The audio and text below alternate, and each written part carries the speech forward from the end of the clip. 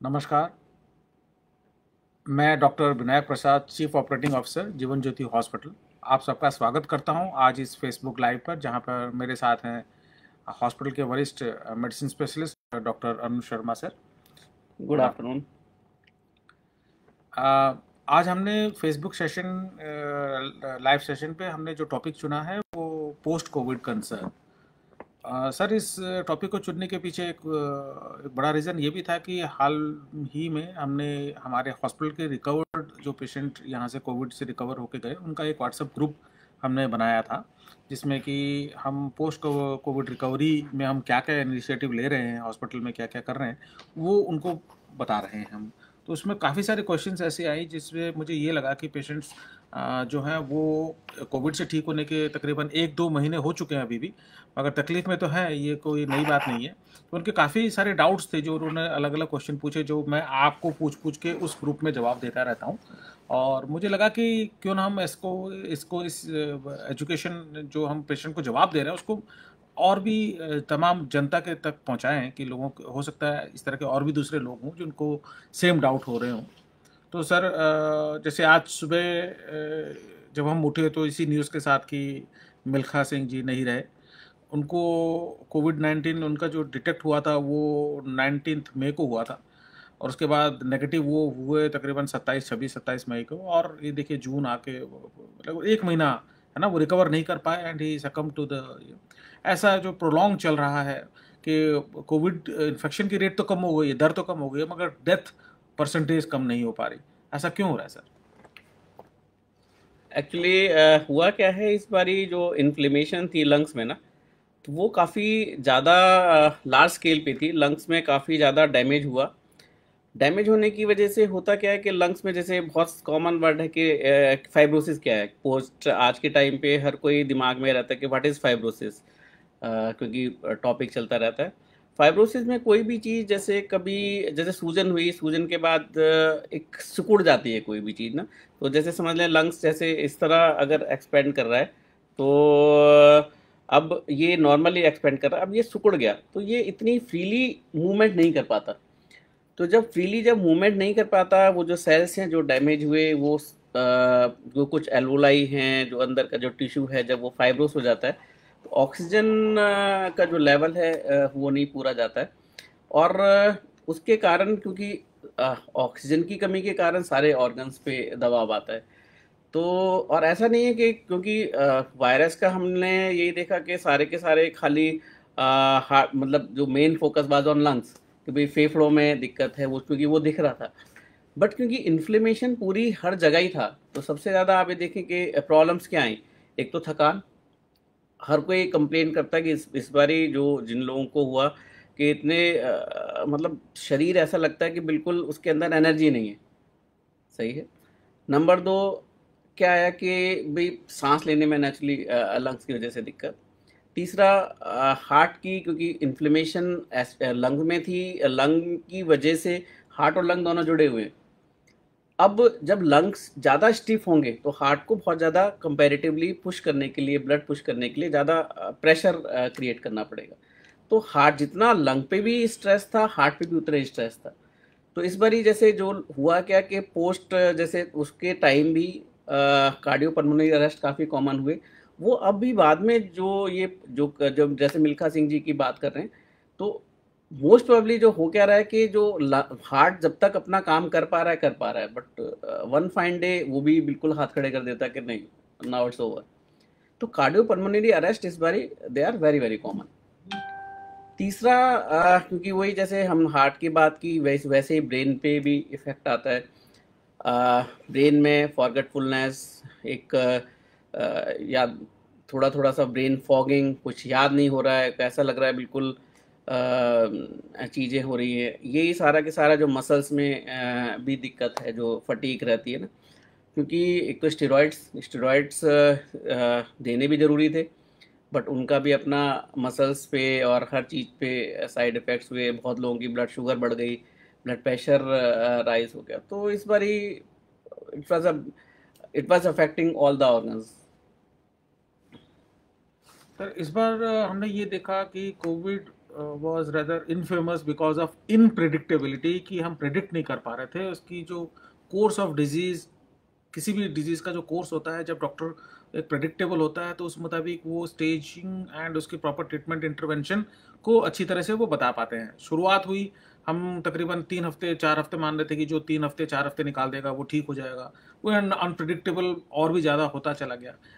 After this 3 months, अब मैं से दूसरी लहर को अगर हम मान के चले कि 2.5 से 3 महीने हो चुके हैं, और जो नेगेटिव हो के घर जा चुके हैं 1 डेढ़ महीना पहले, कुछ प्रेडिक्टेबल अभी भी है या अभी भी आप उनको एक ब्लैंकेट ऑर्डर ही दे रहे हैं अपने पेशेंट्स को? ये जो वेव है, ये जो दिवाली के टाइम पे वेव थी, उससे टोटली थोड़ा सा डिफरेंट रहा इस बारी वायरस। तो इस बारी जो माइल्ड केसेस हैं, जो समझ आ रहा है हमें भी, जो हम देख रहे हैं ओपीडी में भी जो फॉलोअप केस आ रहा है, इवन जो माइल्ड केसेस थे जो घर पे ही सही हुए, जो उनको जिनको हॉस्पिटलाइजेशन की ज़रूरत नहीं पड़ी, उन वो भी अभी रिकवरी फेज में है। तो most probably they will take, अभी 2 महीने तो हो गए, जिस हिसाब से चल रहा है कि दे जो बहुत माइल्ड केसेस थे, they will take round about 1.5 months to 3 months for recovery, जिससे लगे कि हाँ वो हो गया। तो जो जो हॉस्पिटलाइज पेशेंट थे, they will take more time. जब माइल्ड केसेस इतना टाइम ले रहे हैं, तो जो हॉस्पिटल में जो अभी डिस्चार्ज हुए हैं, पिछले वीक डिस्चार्ज हुए हैं, जो मई वाले पेशेंट जून में जो डिस्चार्ज हुए हैं, तो वी प्रिडिक्ट के at least they will take minimum of 3 months। जो सीरियस वाले पेशेंट्स थे, जो घर एटलीस्ट चले जा पाए, तो उनको मोस्ट प्रॉब्ली हमें लगता है कि कम से कम 3 महीने तक दिक्कतें अभी रहेंगी मिनिमम। जो सिटी की सिवियरिटी इंडेक्स थी कि 15, 20, 25, उसके साथ रिकवरी टाइम का कुछ कोरिलेशन है, कुछ भी प्रोडिक्शन है कि जो 15 था तो उसको 2 महीने लगेंगे, 20 है तो 3 महीने लगेंगे, 25 तक, 20 से 25 में तो 4 महीने लगेंगे, ऐसा कुछ है? एक्चुअली वो तो केवल एक इंडेक्स था। इंडेक्स भाई बहुत सारे इंडेक्स थे हमारे पास। वन वाज के सीटी score, other was oxygen requirement, तीसरे ब्लड के मार्कर्स, डी डायमर, सीआरपी, उसके जो इन्फ्लेमेटरी मार्कर्स, 3 जनरली हमने कैटेगराइज थे। तो अगर वो डिपेंड करता है खाली जिसके अब जैसे कोई हेल्दी आदमी है, उसको खाली लंग्स में ही दिक्कत आई, उसका सीटी स्कोर 15 था, तो 15 सीटी स्कोर पे उसकी रिकवरी एज कम्पेयर टू जिसको पहले ही लंग में प्रॉब्लम थी, जैसे सीओपीडी का पेशेंट था, या जो हार्ट का पेशेंट था, या जिसको पहले जो स्मोकिंग करता था, जिसके लंग्स पहले ही उस कंपेरेटिवली हेल्दी नहीं थे, अब उसका सीटी स्कोर भी 15 है, और जो नॉर्मल जिसका जो लंग की जिसको कोई प्रॉब्लम नहीं थी, उसका भी सीटी स्कोर 15 है। तो दोनों में डेफिनेटली जो रिकवरी पीरियड होगा, जिसकी लंग्स हेल्दी थे वो नेचुरली पहले रिकवर करेगा और अच्छा रिकवर करेगा। जिसके लंग्स पहले ही अनहेल्दी थे, जो सीटी स्कोर बेशक 15 है, बट वो रिकवरी लेट हो जाएगी और डैमेज भी थोड़ा सा ज़्यादा रहेगी। कुछ लोगों ने और भी कंसर्न किया, बताया कि अब आरटीपीसीआर 2 महीने हो चुके, अभी भी पॉजिटिव आता जा रहा है, तो उसकी क्या रेलेवेंस है कि अभी और कराना चाहिए, या एचआरसीटी फिर फॉलोअप में कराना चाहिए उनको फ्रिक्वेंटली? नहीं, कोई आरटीपीसीआर की आइडली, अगर जैसे कहीं पे आप जॉब करते हो, if they want then you can do, but technically and जो डब्ल्यूएचओ का भी जो इंडियन गाइडलाइंस हैं, उसके हिसाब से after 14 days there is no significance of RTPCR being positive, तो उसकी तो कोई ज़रूरत है नहीं। सेकंड, एचआरसीटी का भी, क्योंकि एक बार हम उससे सीवियरिटी पता करते हैं, तो अगर अगर किसी का स्कोर 22/25 आ ही रहा है पहले से, अब होगा क्या कि वो जो लंग्स में होता क्या है कि हमेशा जो क्लिनिकल कंडीशन पहले शुरू होती है और रिकवरी भी पहले होती है। जो रेडियोलॉजिकल फाइंडिंग्स हैं वो लैग में चलती हैं, पहले आएंगी भी देर से, मतलब जैसे किसी को फीवर पहले दिन आ गया, बट रेडियोलॉजिकल फाइंडिंग हो सकता है 5वें दिन पे जाके पता लगे। ऐसी जो रिकवरी और भी ज़्यादा लेट होगी, फीवर वगैरह सही हो गया, पेशेंट को सब कुछ बढ़िया हो गया, बट जो उसकी रेडियोलॉजिकल फाइंडिंग्स हैं, they might take 1.5 months to 3 months। Okay. तो आपकी जो पोस्ट कोविड क्लिनिक में जो पेशेंट्स आ रहे हैं, तो आप उनके क्या टेस्ट कराते हैं, या ओनली सिर्फ क्लिनिकली आप उनको एग्जामिन कर रहे हैं, या कोई टेस्ट भी फ्रिक्वेंटली करा रहे हैं, सो दैट कि जो हमारे पास नहीं आ पा रहे हैं दूर की वजह से, वो खुद ही वो टेस्ट कराते रहे, ऐसा कुछ है? जनरली हम जो करा रहे हैं, जो प्रैक्टिकली, अगर कोई पेशेंट को शुगर वगैरह नहीं है, शुगर जिसको है तो हम तो उसको शुगर तो कहते ही हैं चेक करने को, शुगर, ब्लड प्रेशर, जो मेजर हम जो टेस्ट एडवाइस करते हैं that is CBC, complete blood count, and CRP, and D dimer, 3 test generally we recommend. इसी से काफ़ी हद तक आपकी जो प्रॉब्लम्स हैं वो सॉल्व हो जाती हैं। कितने फ्रिक्वेंटली? आ, हो क्या रहा है कि अभी जैसे ये जो जैसे परसिस्ट कर रहा है inflammatory phase, it is persisting. तो जब तक स्टेरॉइड्स चल रहे होते हैं उसका इन्फ्लेमेटरी मार्कर्स नीचे रहते हैं। जैसे ही हम टेपर करके हम बंद भी करते हैं तो वो पता लगता है कि फिर से वो इंक्रीज़ कर गए। तो अभी तो हम कराते हैं कि जनरली 14 डेज़ के करीब 14 दिन का एक कोर्स दिया, फिर हमने एक बार फिर करा लिया। Generally we are recommending after 14 days. तो जिनके भी टेस्ट में, जैसे कि आपने कहा कि आरटीपीसीआर को रिपीट करने की ज़रूरत नहीं है, मगर अगर किसी भी कारणवश हो, चाहे ट्रैवलिंग के लिए हो या ऑफिस में जाने के लिए हो, उन्होंने आरटीपीसीआर कराया और उनका वो पॉजिटिव आया, तो क्या अभी भी आइसोलेशन या अभी भी कुछ एक्टिव ट्रीटमेंट इंटरवेंशन की ज़रूरत है, या ट्रीटमेंट से क्या है इस बारे में आपका? अगर तो कोई सिम्टम्स नहीं है, फीवर नहीं है, बाकी और भी कोई सांस लेने में कोई दिक्कत नहीं है, ऑक्सीजन लेवल इज़ नॉर्मल, तो खाली RT PCR being positive doesn't hold any significance. तो उसकी कोई सिग्निफिकेंस नहीं है क्योंकि बट ट्रैवलिंग के लिए आज के टाइम पे जैसे अब जैसे नेचुरली स्टेट्स ने टूरिज़्म किया है तो उसमें ज़रूरत पड़ेगी आरटी पीसीआर की।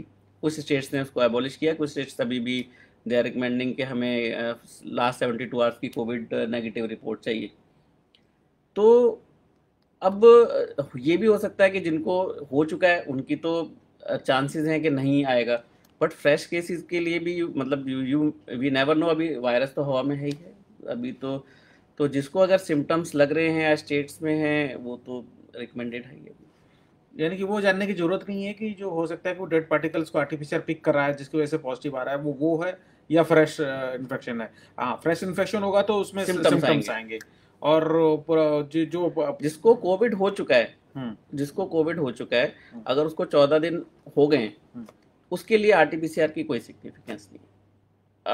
अपार्ट फ्रॉम डॉक्यूमेंटेशन पार्ट, जैसे ट्रैवल डॉक्यूमेंट अगर चाहिए किसी को कि भाई जैसे मुझे नहीं पता एयर मतलब एयर स्पेस में जैसे जाते हैं कि उसके लिए क्या रिकमेंडेशंस हैं, उसके लिए रिकमेंड मतलब डॉक्यूमेंटेशन के लिए चाहिए। बाकी क्लिनिकली फॉर डॉक्टर्स या घर के लिए भी वो आफ्टर 14 डेज ही कैन मिक्स, कोई क्वारंटीन की भी जरूरत नहीं है। And what are the after this period of 1.5 months 2 months, sudden death syndrome भी ऐसे भी आ रहे हैं कि कोई अपनी नॉर्मल एक्टिविटी करते हुए कोलैप्स हो गया। तो what are the warning signs कि आप अभी you are not yet normal to resume your normal activities? What are the things जहाँ पे कि आप बोलते हैं नहीं रुक जा अभी और 1 महीना रुक जा? What do you see, when do you advise this? वही है कि अभी जैसे अगर किसी को पहले कोई रिस्क फैक्टर नहीं था, एक है healthy person, you can say a person of 30 years with no past history of any chronic ailment, no blood pressure, no diabetes, nothing, no history of तो उसको अगर everything CRP and D dimer and inflammatory markers are normal तो he can join his duty। But अगर किसी को पहले से heart की प्रॉब्लम है, लंग्स की प्रॉब्लम है, या कोई यानी किसी सीवीए का पेशेंट है कोई, तो उस उनके लिए अभी रिकमेंडेशंस यही हैं कि कम से कम 2 महीने तो अभी हम रिकमेंड कर ही रहे हैं। अभी हो सकता है कि उसको हम बढ़ा के 3 महीने तक भी चला जाए। ब्लड थिनर्स जैसे हैं कि blood thinners at least you should take, पहले 2 महीने था, अब नाउ गाइडलाइंस तो अभी कुछ आई नहीं, बट ये है कि जैसे हम देखते हैं कि we should continue for at least 1 month more. तो अभी जो जिनको पहले से प्रॉब्लम है दे शुड बी कॉशियस। तो एकदम कोई हैक्टिक एक्टिविटीज़ मतलब यू कैन वॉक, बट जैसे कोई रनिंग जॉगिंग की जगह आप सिंपली यू वॉक। वेट्स करते थे तो अभी थोड़ा सा उसको कम करें, एग्जर्ट ना करें बॉडी को अभी ना। बट जितनी भी आप हेल्दी वे में मतलब बिना बॉडी को थकाए हुए अगर आप जितना भी एक्टिविटी कर सकते हैं that can be done, but not very hectic activity. जैसे आप पहले चढ़ जाते थे 6 फ्लाइट ऑफ स्टेयर्स, बट अब ये है कि एक आध तो फ्लाइट सही है, नहीं तो ट्राई टू टेक लिफ्ट। 2-3 महीने तक अभी थोड़ा सा उसको सही से मतलब अभी बॉडी को बहुत ज़्यादा एक्सर्ट करने की ज़रूरत नहीं है। तो जो नॉर्मल सेक्सुअल लाइफ है, इज इट नॉर्मल, और उसको भी अभी रेस्ट देना? If all the things are healthy, मेरे ख्याल से 1.5 months अगर हो गया है तो you can resume your sexual life, ऐसी कोई प्रॉब्लम नहीं है। दैट इज मतलब वॉक अगर कर रहे हैं आप, कोई थकान नहीं हो रही है, oxygen level is normal, you can go ahead, no problem. Now that gradually हम लोग लॉकडाउन से बाहर आ रहे हैं, धीरे धीरे नॉर्मलाइज हो रही है, तो सबसे पहले जो सेक्टर बूम कर रहा है वो है टूरिज्म सेक्टर। लोग हॉलिडे पे जाने के लिए इस तरह से बेताब हो रहे हैं जैसे। तो ऐसे में आपकी क्या है, जो पॉजिटिव 2 महीना पहले हो चुके हैं, नेगेटिव हो चुके हैं 1-1.5 महीने से पहले, टूरिज्म अब वो घूमने फिरने जाना चाह रहे हैं। मोस्ट दिल्ली के आसपास में तो वही पहाड़ी इलाके आते हैं, एक तरफ हिमाचल, दूसरी तरफ उत्तराखंड। क्या एडवाइस होगी आपकी? यही है कि अभी एक थोड़ा सा ट्राई करें तो वीकेंड्स पे, क्योंकि बहुत ज़्यादा रश होगा, जो पॉजिटिव हो गए हैं वो थोड़ा सा ट्राई करें कि मिड वीक जाएं, अगर जाने का बहुत ज़्यादा है भी तो। ऐसा नहीं कि भाई नहीं जा सकते, बट अगर वो भाई health permits, oxygen level is normal, no fever, inflammatory markers भी, CRP is in control, D dimer is in control, they can go ahead. But try करें कि वीक डेज में जाएं, भीड़ थोड़ा सा कम होती है। एंड नेचुरली जो social distancing, that is a wrong term I think, we should do physical distancing, that is advisable. Social distancing का मतलब तो हमने सबसे अलग कर लिया अपने आप को, बट क्योंकि इस time apart from this physical measures, emotional and mental वाला भी आदमी, क्योंकि डर बहुत गया है, हर एक आदमी बहुत डरा हुआ है इस टाइम, और जिनको हुआ है वो भी खास करके आगे हमें हमारे साथ क्या होगा। तो उनको जितना हम नॉर्मलाइज कर पाएँ, जितना भी कह पाएँ कि हाँ भाई सही है, everything will be all right with in 2 to 3 months, तो उनको लगे जैसे बाहर अगर जाना चाहते हैं तो they can go with the family. थोड़ा सा वो भी लगता है, everything is required, but naturally वो जो अभी जो सारे मेजर्स हैं, hand sanitisation and mask when in the public, they are essential, अभी भी वो यूज़ करें। ऐसा नहीं कि जिसको अगर कोविड हो गया तो वो they should not use mask, क्योंकि अभी भी वेरिएंट तो हैं ही हैं। अगर एक बार किसी को हो जाता है या वैक्सीन लग गई है तो वो भी you can say only 80% times they are सुरक्षित, बाकी 20 टाइम्स तो दोबारा कभी भी किसी को भी कुछ भी हो ही सकता है। तो अभी भी ऐसा नहीं है कि जिनको हो गया है वो बिल्कुल एकदम ओपन हो जाए, they should take proper measures, physical distancing रखें, हैंड सैनिटाइजेशन रखें, अपनी diet, they should take proper diet, खासकर प्रोटीन्स, क्योंकि मसल वेस्टिंग बहुत ज़्यादा कॉमन हुई है इस बारी क्या मतलब, जब भी स्टेरॉइड्स लेते हैं मसल वेस्टिंग होती ही है। तो proteins and fruits and vegetables they should take in proper amount. हमारे एक व्यूवर मिस्टर रजत कोरा जी ने वैक्सीनेशन की अवेलेबिलिटी के बारे में हॉस्पिटल में पूछा है, तो मैं इन्फॉर्म कर दूं रजत जी, अभी जो सप्लाई चेन है गवर्नमेंट की, वो अभी तक इतनी दुरुस्त नहीं हुई है, अस्पतालों के पास वैक्सीन नहीं है। पहले तो उनको पिछले महीने सरकार की तरफ से कहा गया था कि अपनी वैक्सीन को खुद ही प्रोक्योर करें, तो हमने अपनी रिक्वायरमेंट मैन्युफैक्चरर्स को मेल कर दी है। वेटिंग पीरियड 2 मंथ्स का है। अब पिछले हफ्ते से गवर्नमेंट ने फिर से इंटरवेंशन करके गवर्नमेंट की तरफ से हमें वैक्सीन पहुंचाने के लिए हमारी रिक्वायरमेंट मांगी है, जो हमने उन तक पहुंचाई है। तो अगर ऐसा कुछ आता है कि हमें वैक्सीन मिलती है, किसी भी प्राइवेट हॉस्पिटल के पास नहीं है फॉर दैट मैटर, तो अगर जैसे वो पहुंचता है तो हम अपनी वेबसाइट में या इसी तरह के फेसबुक के जरिए या व्हाट्सएप के जरिए हम इन्फॉर्म करेंगे कि हम कब अवेलेबल करा पा रहे हैं। थैंक यू रजत जी। और एक roaring question regarding vaccination, same, which one you suggest, Covaxin, Covishield, Sputnik and क्या एनीथिंग, या कोई भी आप ले सकते हैं? मेरे ख्याल से जो भी अवेलेबल है, vaccine is important, whether it is Covishield, whether it is Covaxin और स्पुतनिक। तो मेन कंसर्न इज कि जो भी अवेलेबल है वो ले लें, मतलब ये नहीं कोई, क्योंकि hardly there is a difference between Covaxin, Covishield and Sputnik. तो ऐसा नहीं कोई बहुत मेजर है कि कोई बहुत मेजर डिफरेंस नहीं है, माइनर माइनर, किसी का कुछ प्रॉज एंड कॉन्स हैं, किसी का कुछ बेटर है, किसी का कुछ बेटर है। तो any vaccine, if you are getting any vaccine, you can take, no problem. जो मिल जाए वही वैक्सीन ले लें, चाहे कोई भी हो। नहीं, ये बात तो है। वैक्सीन तो हमने देखा कि इस बार हमारे सारे स्टाफ वैक्सीनेटेड थे जब सेकंड वेव आया, तो with grace of God and with everything हमारा none of the staff were positive, despite treating around 400 plus COVID patients and spending 48 hours in a trot along with them within the ICU. Still, none of the staff were positive this time within our hospital. So vaccine is effective, you can say, definitely, इसमें there is no doubt. हाँ, मगर वो जो चीज होती है कि first vaccine कौन सा, second vaccine, it should be same. जैसे अब अभी तो यही रिकमेंडेशंस हैं कि जो जैसे अगर किसी ने कोवैक्सीन फर्स्ट डोज ली है, second he should take Covaxin, और जिसने कोविशील्ड ली है तो ही शुड टेक कोविशील्ड। अभी इट्स टू अर्ली, बट अभी हो सकता है कि आगे आ जाए गाइडलाइंस कि भाई जिसने कोविशील्ड ले रखी है, after 6 months, at least minimum period is 6 months, after 6 months you can take either Sputnik और सम डिफरेंट वैक्सीन। ओके। अब कोवैक्सीन को लेके था कि उसको वर्ल्ड हेल्थ ऑर्गेनाइजेशन का रिकमेंडेशन नहीं मिला है, तो अब्रॉड ट्रैवल करने के लिए परमिशन नहीं थी। कल मैं कोई न्यूज़ सुन रहा था जिसमें कि हाँ वो उनको बहुत जल्दी 21 को मीटिंग है वर्ल्ड हेल्थ ऑर्गेनाइजेशन की, और उसमें इसको कंसिडर किया जाएगा। मोस्ट लाइकली इनको भी परमिशन मिल जाए, so those who have taken Covaxin they can also internationally travel. Yeah. So people, those who are planning for international travels, those who are waiting for that, so hopefully कल ये इसका decision आ जाना चाहिए, and hopefully this vaccine also should get recommendation of World Health Organization, and people those who are vaccinated with Covaxin may be able to, they can be also able to make international travels.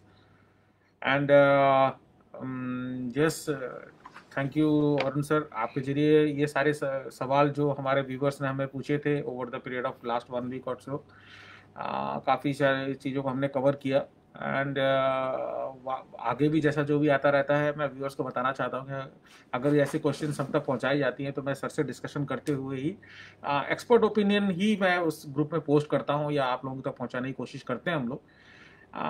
काफ़ी नई नई चीज़ें आ रही हैं, ये पहले नहीं थी, तो हो सकता है कि ओपिनियन डिफर करता हो किसी और एक्सपर्ट से, मगर जिस भी एक्सपर्ट के अंडर आपकी ट्रीटमेंट चल रही हो, आप उन्हीं से सलाह लेते हुए ही आप अपनी ट्रीटमेंट को जारी रखें, आपकी लाइफस्टाइल को जारी रखें, और स्वस्थ हो जाएं आप, यही हमारी पूरी तमन्ना है।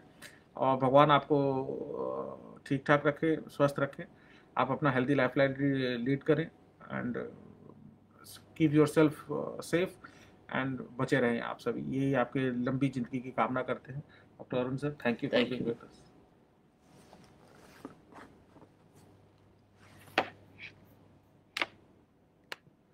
ठीक